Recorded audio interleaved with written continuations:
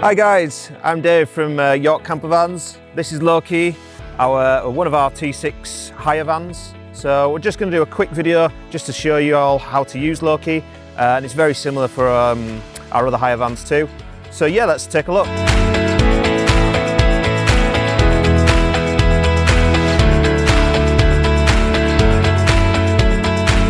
So first thing we're going to look at are the switches and the switch panel. From left to right you have 5 switches. The first one does 5 LEDs around the top. The second one does 2 more LEDs on the kitchen area. The third one switches on the fridge. So it's a 12 volt fridge, so there's no other controls to do. You just turn it on and you can select your setting on the inside of the fridge here. There's also a little mini freezer compartment here in the top. So the fourth switch here is the water pump. So the pump won't actually come on unless you operate the tap, but it's just a fail-safe so we know it's switched off and it can't come on accidentally. And the fifth switch does this voltmeter. So we tend to leave it on most of the time but switch it off at night. Anything in the 12s is a good battery. 13 to 14 volts is a charging voltage, so you know you're actually making power. And when you get into the 11s, mid 11s, you're starting to get into a low battery, and in the 10s things will probably stop working, like the fridge. So it's always good to keep an eye on your battery. You've also got two 30 volt mains plugs on here. These will only work when you're on hookup in this van, so it's worth remembering that. So if you do want to bring an extra hairdryer or kettle or something like that, you will need hookup for those. You've also got 2 USB sockets. They will work all the time as long as you've got power in the leisure battery. The USBs will work all the time. There's also a 12 volt socket there. It's like the old cigarette type. Okay, so this little control panel here works the diesel heater. So you press it once to wake it up. You then press it again for heating. You press it again. We then toggle, usually we tend to toggle onto, which is a left turn, onto thermostat mode, which has a T with a degrees sign. And then we press it again, the main button, select your heating. So it will get 2 degrees above whatever you select. So it's worth bearing that in mind. So 20, it'll get to 22, and then it'll shut off and come back on when it's 2 degrees below, which is 18. So then you select again, and then you select time that you want. It's currently on 30 minutes, but we could also, if we toggle this way, we can get an infinity sign, which is like that, a figure of 8 infinity sign. And if that'll just be indefinite, then it'll just stay on until you turn it off. So if we do that, that's now running. And the heat will be coming out of the vent, which is down by the fridge. Okay, so let's now look at the pop-top roof. So to lift the pop-top roof up, we just loosen these tie-down straps by pressing the buckle in. And we loosen them off a fair way, so you've just got a little bit left. And we do both of those. We don't take them right off, we tend to leave them on. So yeah, down to here, and then you simply put your hands on the plastic handles and push up.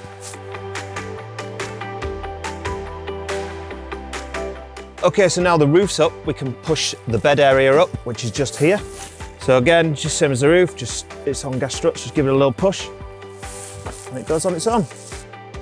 Okay, so now the roof's up, we can open the windows. So you have one PVC window on the front. You just roll these up. So you can use this one all year round. The 2 other windows are actually open vents, so you tend to use these more when it's warm.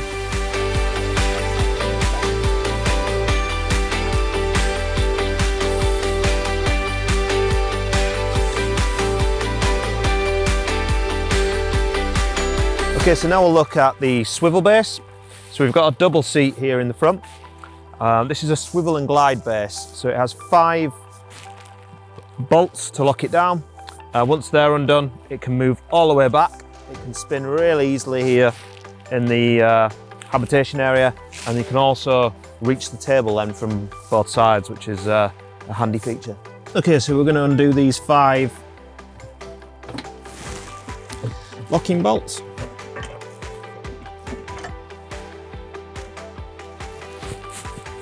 And there are 2 more locking bolts inside the seat. So we just lift it up at the front here and tilt it forward.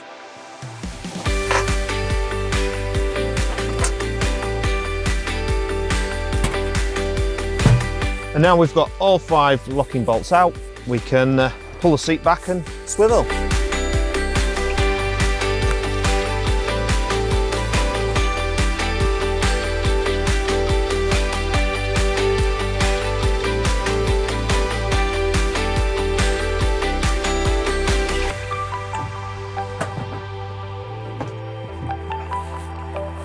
And there we go. If you've hired a van like Freya, which has 2 single seats, the swivel base is much easier. It's just this lever here, pull up and spin anti-clockwise. Yep. And then go back and it'll just lock in place. There we go. So I'm just going to grab the table. It's on the back door here. We just slide these clips to the side and it'll just lift up. So to operate the table, to release the leg, there's a little button here and it'll lock in place. Again, to close back. Once you're on the rails, we clip these on and it just stops the table from being able to be knocked off when in use. Okay, so we put the table on, we hook it on like this and then we fold out the legs. It's just easy if you come in at an angle.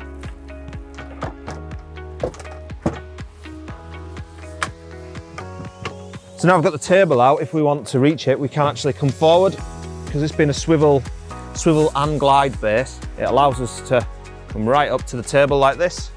We can even go over to the side. And it allows 4 to sit around the table. And to pack the table away, just the reverse, we press the button there with our thumb, fold the leg in a little bit, make sure the clips are off, and it just pops off. And then we can put this back on the rear door storage, leg facing up.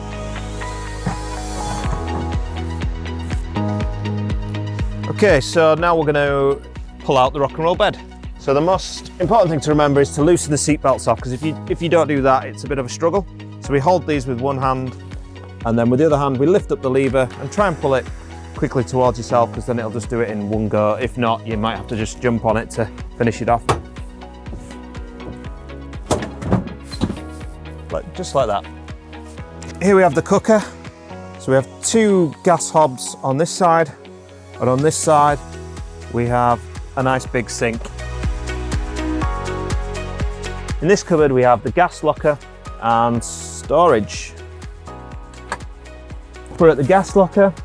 We turn the knob at the top there to the left, lift the lid up, and lefty-loosey to turn the gas on. Okay, now we've switched the gas on. We have 2 hobs, a dial each, and an igniter. So let's light the one on the right, and that to the left, and there we go. When we finish cooking, we tend to turn the gas off. It's just easier. It's less chance of forgetting to do it when you're driving. So now we've finished cooking, we can turn the dial to the right, righty-tighty, and the gas is off. And then we put the lid back on. As you see, it has a flange there which locks in on the bottom and locks up like this. So we just slide it on.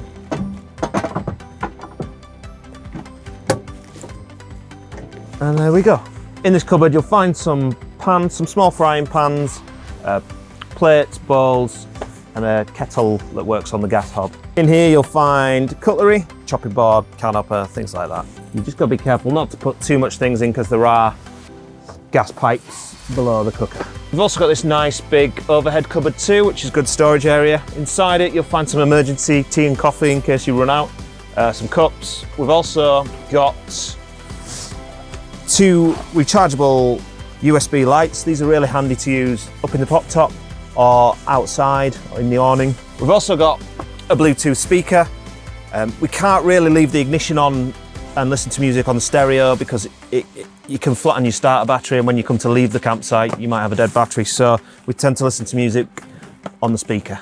So a handy feature of having a double seat in a VW is it's a great storage area. So if you lift it up and tilt it forward, you can actually get more things in here, but you'll find some handy things inside. For one is the hookup cable, and you'll also find a first aid kit, a fire extinguisher and a fire blanket. Okay, well, so once you're packed up on the campsite, get your hookup cable out. The inlet is here, just lift up the flap and that end goes on like that. And this end plugs into the consumer unit on the campsite. In most of our vans, you'll find camping chairs and some sort of outdoor table under the bed. In this little cupboard here, you'll find the wastewater container, a mallet, and the tie downs for the awning. So now we're going to do the awning. This is the awning pole. We shut the door. We put the hook on this end. Try and move it away from the casing so you don't scratch it. Anti-clockwise, rolls out the awning.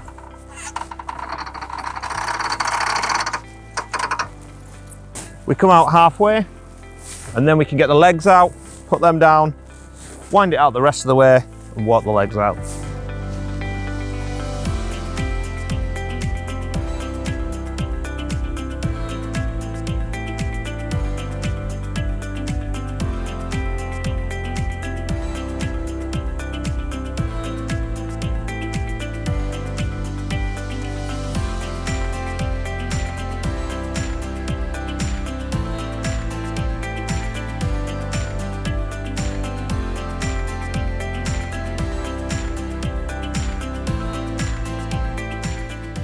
We can then peg the two legs down.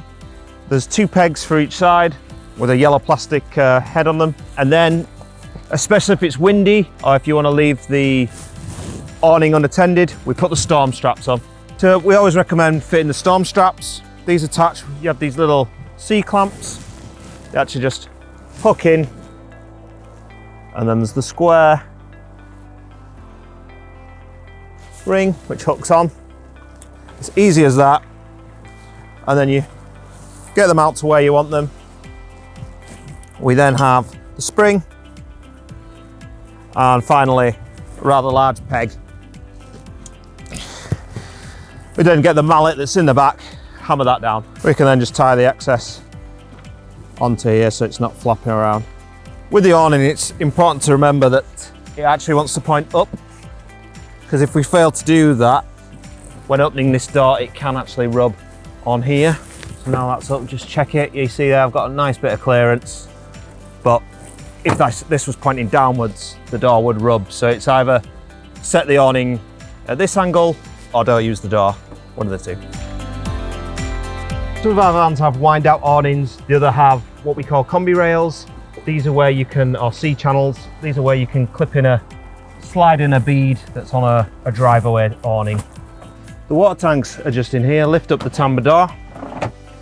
There's a separate hatch, and in here you'll find two water tanks like this one, and the pump goes into one of them.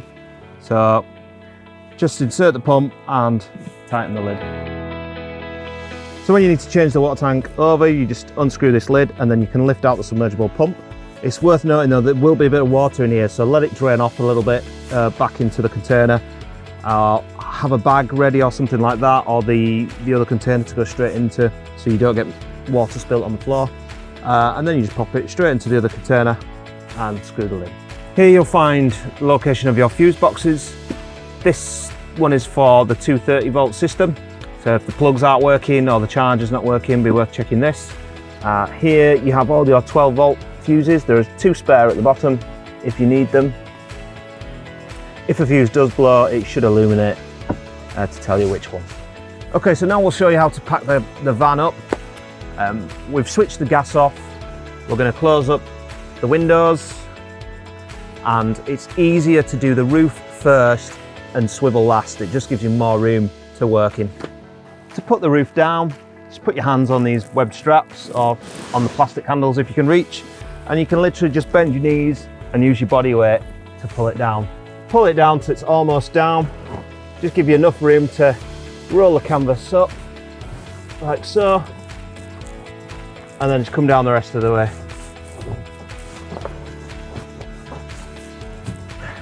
We then tighten up the straps that we loosened earlier.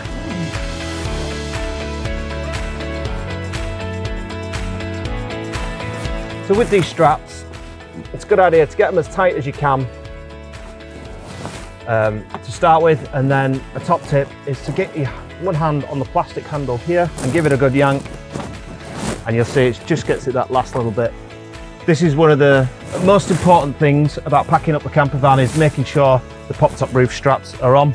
There have been cases of pop-tops lifting up in the wind as people drive down the motorway, so it's always really important to make sure these are strapped on tight. To put the seat back, we come into the habitation area again and just spin, line up the holes, and then just push forward like so. We then put the trim cover back on and start putting in the bolts. Just make sure it's not cross-threaded. Don't do them too tight, because you can actually then end up taking off the black plastic knobs. Just do them hand tight all round. 1, 2, 3, 4, 5 inside the seat. In the seat compartment, you'll also find an exterior blind which goes on the outside of the van. It hooks over the doors, and then you just close the doors on it. If you've hired Freya, this has blinds which go on the inside and attach via poppers. The front one actually hooks round the sun visors too. When filling up, it's on the passenger side. Open the door, pull up on the flap, and you have access to the diesel and AdBlue inlets. Just make sure before you leave you take note of how much fuel's in the van. As you see, we're on half a tank, and bring it back with the same amount. On most of our vans, the wastewater will come out in an outlet just under here. So you'll find a container that will just slot under like so. It's worth pointing out there is a breaker for the 12-volt circuit, and that's just under this seat. So if you find everything's gone off, it's worth coming and checking here and just flick the toggle back in line. In the vans, you'll find cleaning equipment. In this particular van, and I think in most others, it's a little caddy behind the driver's seat.